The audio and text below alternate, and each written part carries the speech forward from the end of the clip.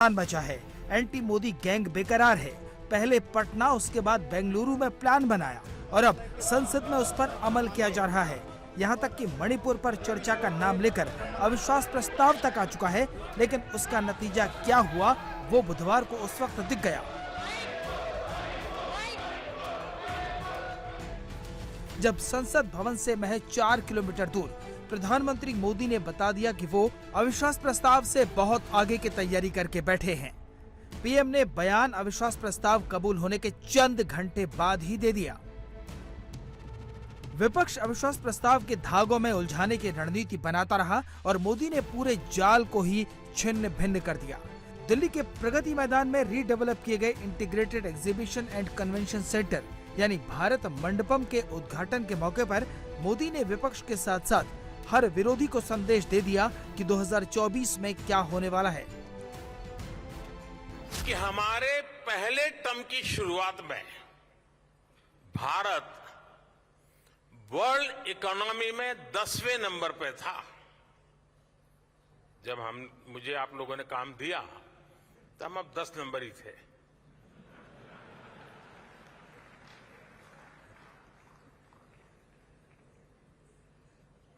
दूसरे टर्म में आज भारत दुनिया की 5वीं सबसे बड़ी इकोनॉमी है।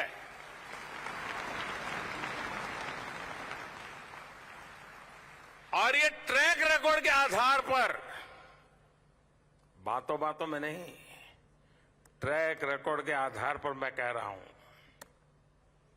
मैं देश को ये भी विश्वास दिलाऊंगा कि तीसरे टर्म में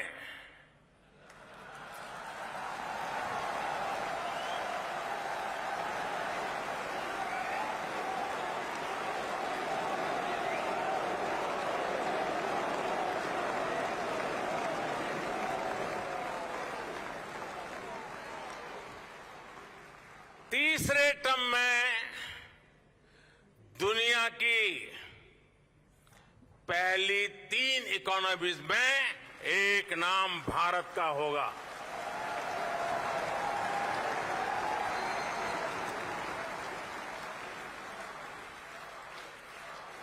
यानी तीसरे टर्म में पहली 3 इकोनॉमी में गर्व के साथ हिंदुस्तान खड़ा होगा। दोस्तों,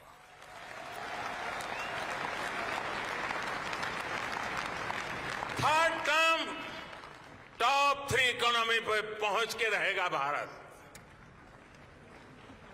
और ये मोदी की गारंटी है। पीएम के इस बयान से पहले संसद के दोनों सदनों में विरोधी दलों ने मोदी को जमकर निशाने पर लिया। कांग्रेस ने कहा कि सरकार पर से विश्वास खत्म हो गया है, लेकिन इन आरोपों से बेपरवाह मोदी अपनी अगली मंजिल का ऐलान करते गए। मैं देशवासियों को ये भी विश्वास दिलाऊंगा कि 2024 के बाद हमारे तीसरे टर्म में देश की विकास यात्रा और तेजी से बढ़ेगी।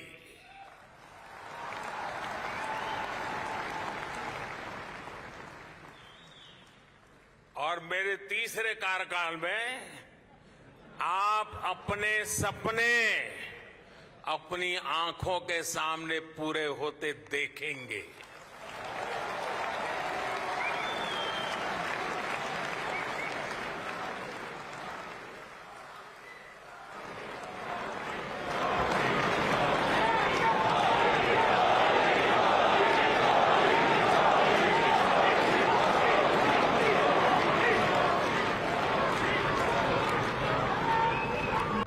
जब से संसद के मानसून सत्र की शुरुआत हुई है, विरोधी लगातार मोदी को टारगेट कर रहे हैं। यही वजह है कि राज्यसभा में नियम 267 के तहत चर्चा की मांग की गई। जब बात नहीं बनी तो लोकसभा में कांग्रेस अविश्वास प्रस्ताव ले आई, लेकिन पीएम मोदी ने बता दिया कि इस चर्चा में उनके तेवर क्या रहने वाले हैं। भारत मंडपम जैसी इस व्यवस्था का निर्माण कई दशक पहले हो जाना चाहिए था, लेकिन शायद मुझे लगता है बहुत से कार्य काम मेरे हाथ में ही लिखे हुए हैं।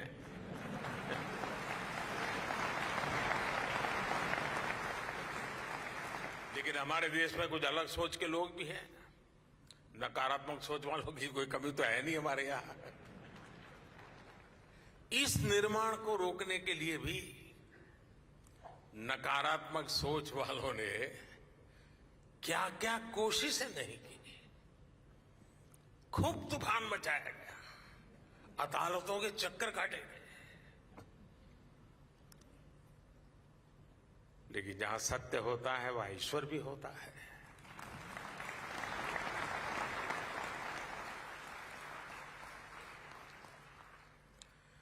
लेकिन अब ये सुंदर परिसर आपकी आंखों के सामने मौजूद है। दरअसल कुछ लोगों की फितरत होती है हर अच्छे काम को रोकने की, टोकने की। अब आपको याद होगा जब कर्तव्य पथ बन रहा था तो न जाने क्या क्या कथाएं चल रही थी। फ्रंट पेज पर ब्रेकिंग न्यूज में क्या कुछ चल रहा था। अदालत में भी न जाने कितने मामले उठाए गए थे। लेकिन जब अब कर्तव्य पथ बन गया, वे लोग भी दबी जुबान में कहने लगे यार अच्छा हुआ है, कुछ देश की शोभा बढ़ाने वाला है। और मुझे विश्वास है कुछ समय बाद भारत मंडपम के लिए भी वो टोली खुल करके बोले या ना बोले, लेकिन भीतर से तो स्वीकार करेगी। और हो सकता है किसी एक समारोह में यहां आकर के लेक्चर देने भी आ जाएंगे। नरेंद्र मोदी को घेरने के लिए बुधवार को विरोधी दलों ने अंतिम हथियार का इस्तेमाल भी कर लिया। अविश्वास प्रस्ताव का एक नोटिस लोकसभा में कांग्रेस के उपनेता गौरव गोगोई ने दिया। दूसरा नोटिस चंद्रशेखर राव की पार्टी टीआरएस के सांसद एम नागेश्वर राव ने दिया। अब स्पीकर को तय करना है कि अविश्वास प्रस्ताव पर चर्चा कब करवाई जाएगी। सदन को सूचित करना है कि मुझे श्री गौरव गोगोई से नियम 198 के अंतर्गत मंत्रिपरिषद में अविश्वास प्रस्ताव प्राप्त हुआ है। मैं श्री गौरव गोगोई से सदन की अनुमति प्राप्त करने के लिए अनुरोध करता हूं। सरकार के मंत्री पहले ही कह चुके हैं कि उन्हें इस अविश्वास प्रस्ताव से कोई फर्क नहीं पड़ता। तो उद्देश्य विपक्ष का यही है कि प्रधानमंत्री को बाध्य किया जाए ताकि वो संसद के पटल पर आए, क्योंकि नो कॉन्फिडेंस मोशन एक तरीके से ब्रह्मास्त्र के तौर पर है विपक्ष के हाथ में, जिससे आप प्रधानमंत्री को बाध्य कर सकते हैं। क्या एकमात्र वही उद्देश्य है? देखिए, मणिपुर के लोग जानना चाहते हैं कि लगभग 80 दिन क्यों लगे प्रधानमंत्री मोदी जी को अपनी बात रखने में, वो भी जब सुप्रीम कोर्ट के चीफ जस्टिस ने अपना बयान रखा।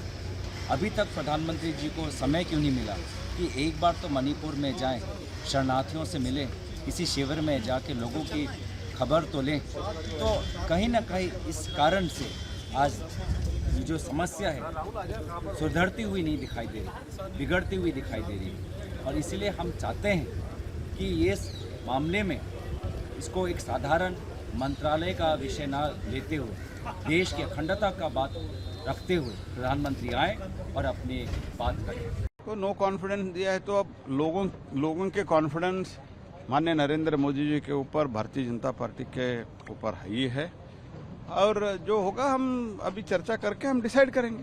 सर, हालांकि उनके पास नंबर नहीं है, लेकिन वो ये कह रहे हैं कि हमारे पास इतना नंबर है कि हम नो कॉन्फिडेंस मोशन मूव कर सकते हैं। नहीं, वो तो लास्ट टर्म में भी किया था और लोग उनको जो कुछ भी सबक सिखाने था वो सिखा दिया है और आगे भी सिखा देंगे।